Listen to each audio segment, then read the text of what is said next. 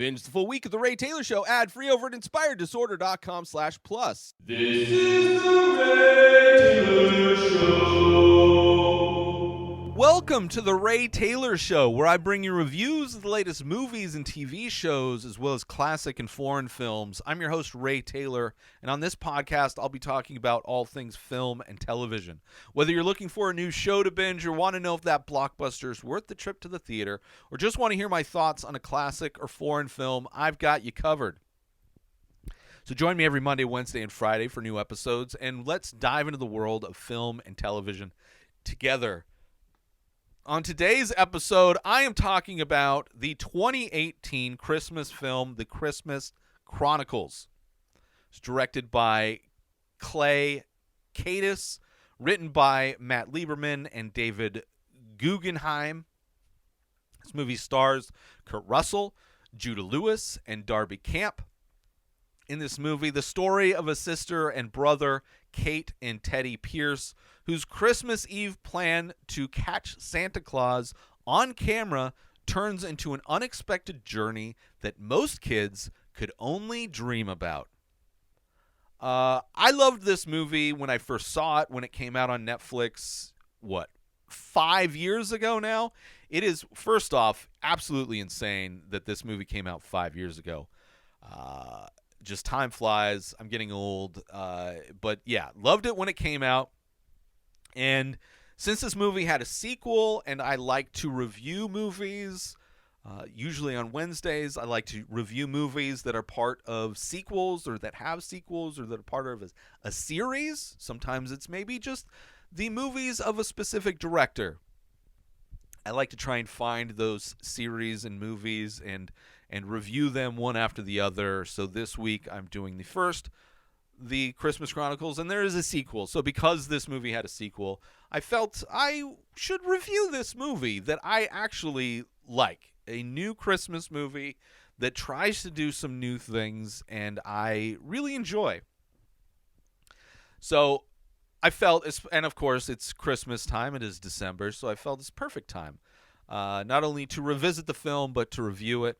And actually kind of surprised that they only made 2 of these movies, since we are in the age of universes and nonstop franchises, and it seemed like these movies did well. I mean, I enjoyed them, but who knows? Who am I?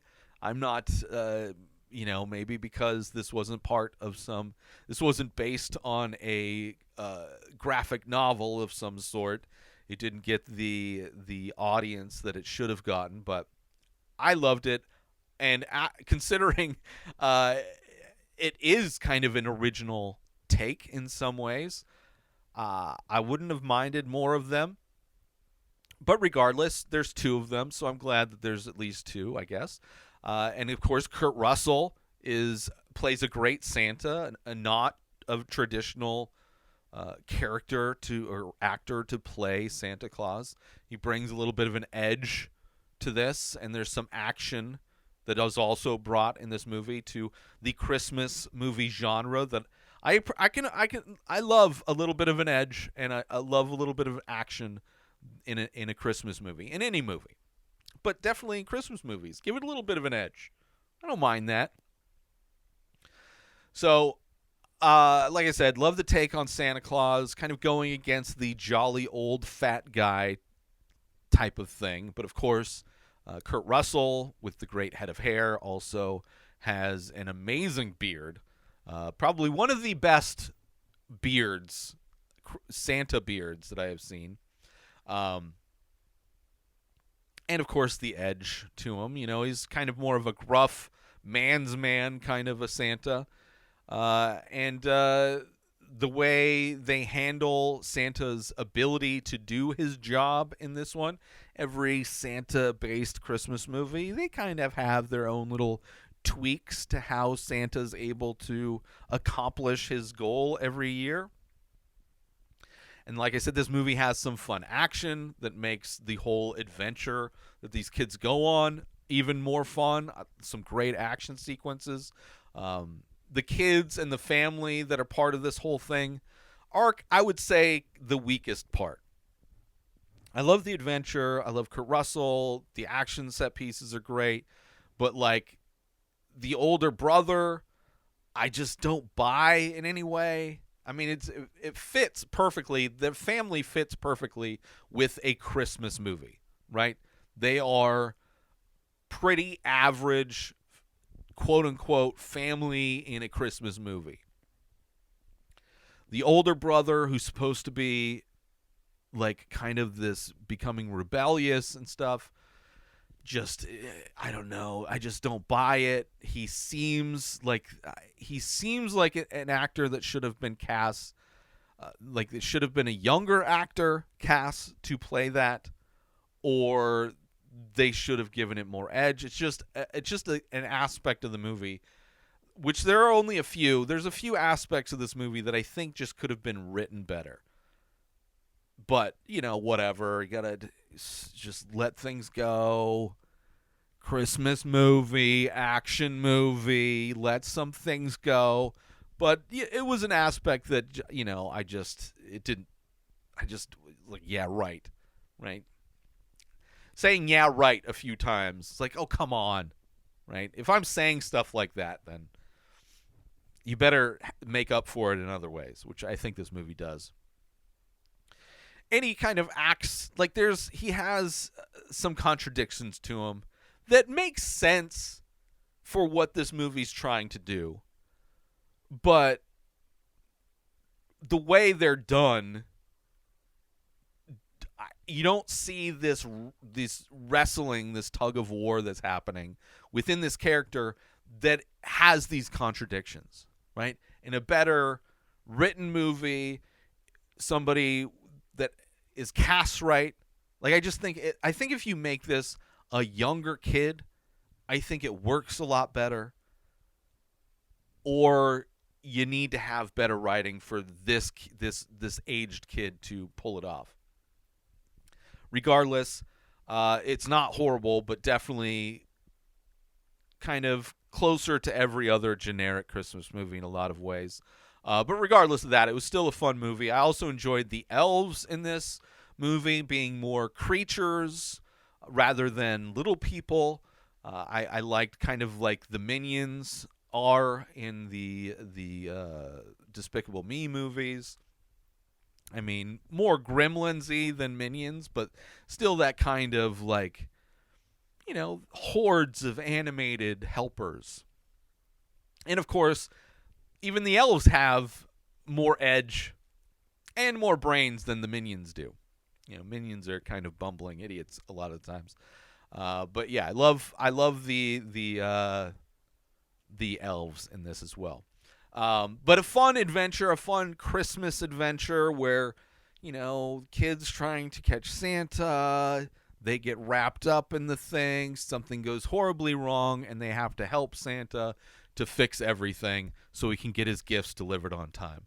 Pretty basic Christmas plot, Christmas dealing with Santa plot in a lot of ways. But it's a fun ride to pull off everything and to have it all come together. So I did enjoy it. But I do want to talk about specifics. So spoilers for the Christmas Chronicles that came out 5 years ago.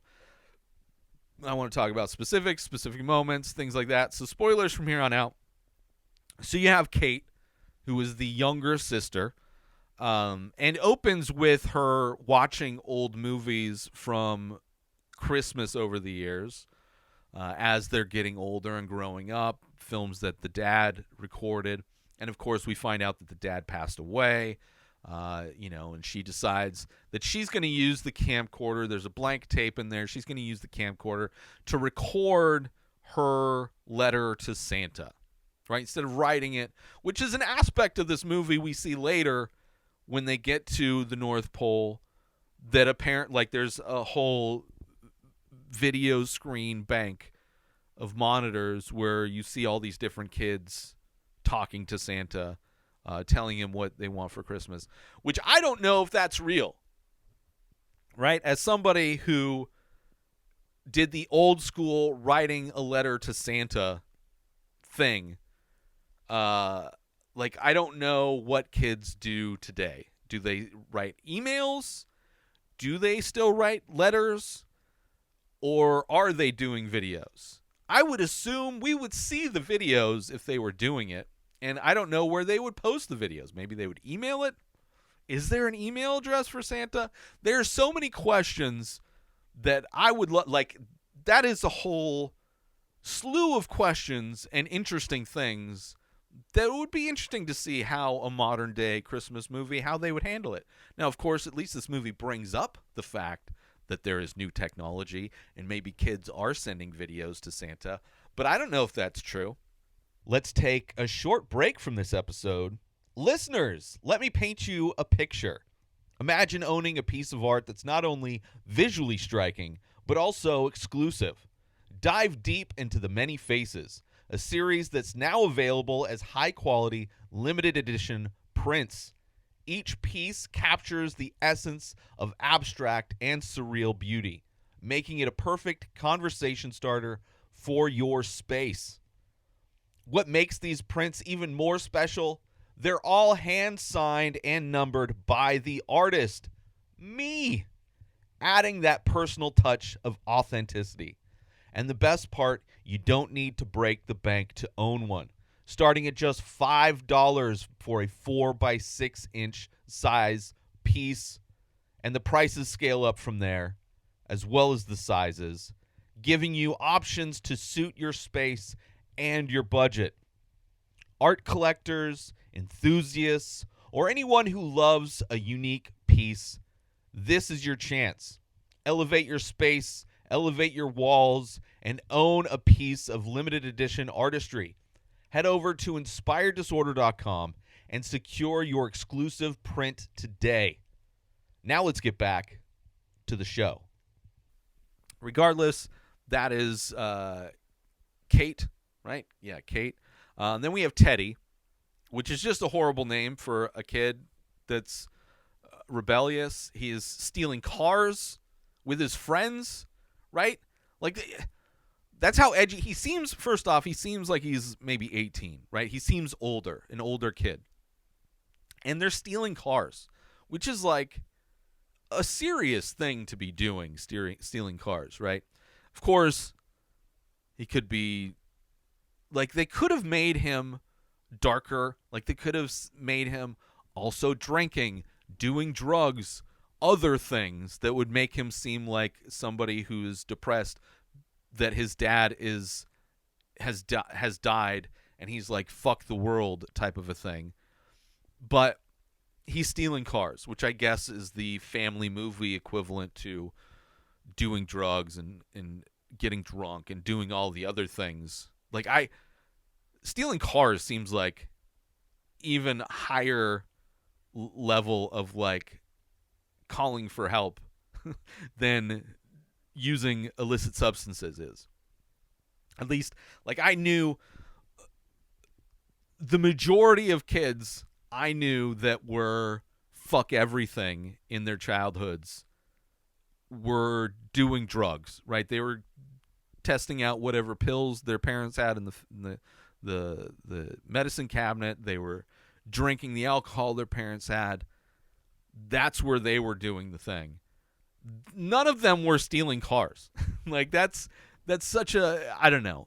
As far as a kid rebelling to them steal cars, Kate obviously finds out. She records them. She gets some blackmail on him. But yeah, he seems older. But he's kind of a shitty brother as well. You know, talks down to his sister, calls her boring, you know, whatever, which isn't horrible, but, you know, clearly he's a shitty brother. But then also, at the same time, the contradiction, he's like, wants to burn the world down, but he's still willing, he's not willing to go to the extent where he ruins Santa for his younger sister, right? He still plays along with the whole Santa thing. When she wants to set up the camera to get evidence that he's real, because she's like looking through the videotape, she's like, see, there's a hand. It had to have come from Santa, from the chimney, whatever. So she puts out like baby powder to catch his footprints. They got a camera set up. They stay up all night, pulling an all-nighter, eating junk food and all that stuff, which is fun. It's all fun. Kind of has a little bit of actually kind of Deadly Games, Dial Code Santa, the French horror film that I reviewed last week, where he's trying to catch Santa to prove that he exists. Kind of has that vibe to it in a very strange way, actually.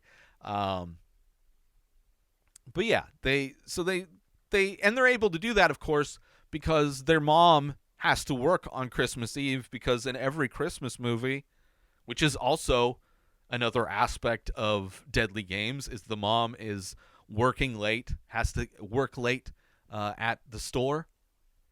And also another aspect of Christmas movies that is insane is that, they're not done decorating on Christmas Eve. They need to decorate the house. That is their job. While their mom is at work on Christmas Eve, the kid's job is to finish decorating the house. Which is just, I don't know anybody in my entire life that waits till Christmas Eve to decorate the house. Right? So many Christmas movies. Oh, we're decorating the tree today. It's Christmas Eve. Just the kind of the craziest aspect of so many Christmas movies. So Kate finds evidence. They do the thing. Teddy goes along with it, which is hard to believe. And I think there's a way to write.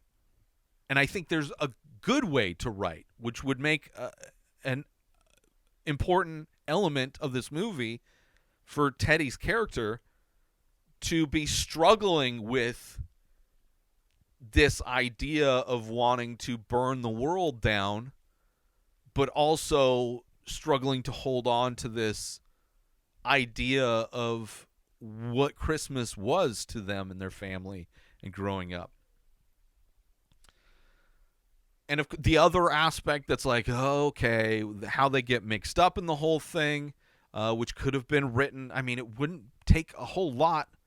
How they get into the sleigh, right? Obviously, the jingle bells, their trap works. They wake up after binging ice cream and junk food, trying to stay up all night, which another thing that of course, the older kid would have been able to stay up all night. But Santa trips the alarms. Oh, shit. So they're out. They're running. They run outside. They see floating on their street is the sleigh and all the reindeer.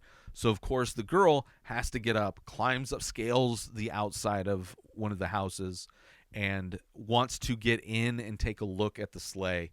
And the brother goes to help her, and they end up getting in there, and they take off. They're hiding in the back. They take off. Of course, it's cold. It's during wintertime. They're in, Chicago, and they're up at altitude, so it's freezing. And she taps Santa on the shoulder. Of course, he doesn't know that they're there, and he freaks out, and that's where everything explodes, right? The sleigh gets busted, the reindeer fly off, things fall, all this stuff. But it's a great action set piece. It is a lot of fun when everything's breaking apart, right? There's like a whole wormhole thing that happens where that's how he travels from city to city. So they are in this wormhole, and it's great. It's great. And of course, Kurt Russell as Santa is epic. The idea of his hat being magic is also great. Was also the premise for the Snowman movie, Frosty the Snowman. The hat was magic. And of course, in this, he loses the hat. But despite the fact that I don't buy that this older brother would play along, I don't buy that she would go out of her way to crawl to scale a building and get into Santa's sleigh to check it out, to investigate it more. Despite these aspects where I'm like, what are we doing here? When at this point, when shit hits the fan and we see where we're at, what this movie is about, I'm all in. Right? I'm all in. It feels like, they set everything up perfectly. Didn't really like how they got there, but they got there. And it's like, now they have to fix this, which, sure, I love that. There's so many of those Santa movies where we got to fix this thing. We messed up. Elf, there's an aspect to Elf that's like, we got to fix this thing. So many Santa movies. And also there's kind of a bit of a Christmas Carol moment where they go to a bar and kind of Teddy gets a glimpse of where he might end up if he continues stealing cars, right? These other, convicted ex-cons are all at this bar on Christmas Eve because that's where people go on Christmas Eve, I guess. I don't know. I don't know if I've ever been to a bar on Christmas Eve. I would imagine most people would just get alcohol and be at home. But maybe that's just me. Let's take a quick break from the show. Listeners, are you ready to take your experience with the Ray Taylor Show to the next level? Dive into Inspired Disorder Plus for just $5 a month. You unlock a world of premium content that's sure to satisfy your every entertainment and artistic craving. Imagine enjoying the Ray Taylor Show a full week completely ad-free in both audio and video formats. But that's just the tip of the iceberg. Get exclusive access to live painting archives. Be the first to lay your eyes on the new paintings from the many faces. And enjoy members-only discounts and deals that'll have you coming back for more. With a treasure trove that includes a podcast back catalog, boasting 14 unique shows and over 600 episodes, personal insights through Ray Taylor's own blog, creative writing to spark your imagination, and an interactive Ask Me Anything section. Inspired Disorder Plus is a feast for the curious mind. Ready to elevate your entertainment game? Head on over to inspireddisorder.com/plus and become a member of an exclusive club. Dive in, indulge, and inspire your senses. Now let's get back to the show. And of course, it's like this moment where, listen, kid, if you continue stealing cars, this is where you're going to end up. And then, of course, it leads to a scene where they steal a car that this other guy stole, so they can kind of justify stealing it back. But they use it to try and track down the reindeer, which turns into another great action scene. And of course, the reindeer are CG because every movie nowadays, they have to have CG animals, which is kind of a bummer because they never look real. Although I can understand why they aren't using real animals, just probably cheaper and probably way easier. But I would love for the CG to get to a place where I'm not like, CG animal. But the chase scene is great where they're being chased by cops. It's so great. Jumping the car and the slow-mo, holy fuck, we just jumped the car moment. So great. I wonder what this is rated. It's got to be, it'd be what, PG? Okay, so maybe that's the one F-bomb they drop. And of course the kids get to the reindeer because Santa gets arrested, right? Because that's got to happen, like in the Santa Claus. Santa gets arrested because or Miracle on 34th Street. This crazy guy says he's Santa. Let's lock him up. But the kids have to get to the reindeer in order to get to the elves who will be able to help him out. And they find Santa's bag of toys. And then it's like, similarly to, I think, many other Santa movies, the bag is a portal to the North Pole. So the elves can add more gifts to it depending on where he is on his deliveries. We also find out about the dad, that the dad died saving people. He was a firefighter, which, like, as if we didn't need a reason to care about this guy more. But it's like, oh, he was a hero. I don't know if it's to make them feel the boy to feel worse about the fact that whatever. So the kids crawl through the bag and get to the North Pole, and the whole elf setup is great, right? The use of technology where you see the bank of monitors and all the kids sending their videos to Santa. But then they have the old school letter filing room, which is great. The library of letters where Kate finds an early letter that her older brother Teddy sent to Santa. But then he also found one from this year, which another aspect is like, what? No way. No way. Whatever. I don't mind that the elves are little tiny CG creatures. I love their design. Looks very much like Gremlins. I'm sure it was an homage to another Christmas movie, Gremlins. And it's kind of it's an hour in before we even see these adorable CG elves, which I kind of appreciate. There's also a moment where Santa forms a band in prison, playing this like bluesy Christmas song, using magical instruments. I thought that was a lot of fun. And they kind of all teamworks, like, okay, we're going to deliver the presents ourselves. So it's like, Teddy, you deliver. Kate, you call out what gifts we're going to get. Right? Because they bust Santa out, and there's like, okay, we can do this, but we got to work together. We got to have teamwork. We got to be a family. And, of course, they're unable to kind of do it, but the elves end up helping out in the end, which really gave Minions vibes. But yeah, great movie. Despite my minor issues, I really enjoyed the action in this movie. I do enjoy the heart of this movie, despite the cheese. It is a Christmas movie, right? You can't. It's like, it's so rare to not have cheese in a Christmas movie. But when they get home, right, their job was to decorate the house. Of course, they spent all night helping Santa deliver gifts all around the world. Along with getting the reindeer and all of the adventure that they had. And of course, like so many Christmas movies where the house isn't decorated, something happens to the house and it gets undecorated, gets destroyed somehow. Like it's magically decorated when they get in, right? Which is the one gift the mom wanted.